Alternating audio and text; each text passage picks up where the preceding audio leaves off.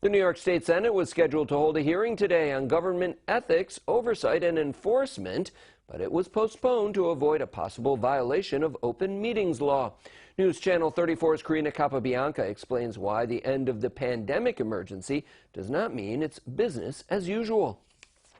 State lawmakers have been accustomed to zooming in to conduct business throughout the pandemic, but the recent end of the COVID-19 state disaster emergency put a wrench into the Senate Ethics Committee's hearing plans. Because there is no question that we will not even give the perception of violating the open meetings law, we are postponing it until we have clarity around this issue. Lawmakers were ready to meet for a hybrid in-person remote hearing, but it never launched because the Committee on Open Government raised concerns.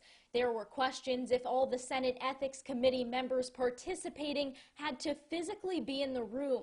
Republican Senator Anthony Palumbo, who sat waiting, had this to say. Now we have two majorities that are looking to, quote, fix the system, and we can't even get the public hearing right. I mean, this is just, it's embarrassing. The executive director of New York State's Joint Commission on Public Ethics, or JCOPE, was scheduled to testify. The commission has been the subject of criticism for its handling of numerous scandals into the Cuomo administration. Several good government groups were also set to speak, along with members of other states' ethics committees. Lawmakers on both sides of the aisle have criticized JCOPE. This is something that, in theory, makes sense, but in practical effect, it's been a disaster. JCOPE is very much a fortress, and we want to have some peeling away of that because it is a public entity. They do serve the public, and they are, yes, overseeing the state and the legislature in terms of ethics, but at the same time, the public does deserve transparency, which is the point of the hearing. There's been no new date set yet for the hearing, but Senator Alessandra Biaggi hopes it will be arranged as soon as possible.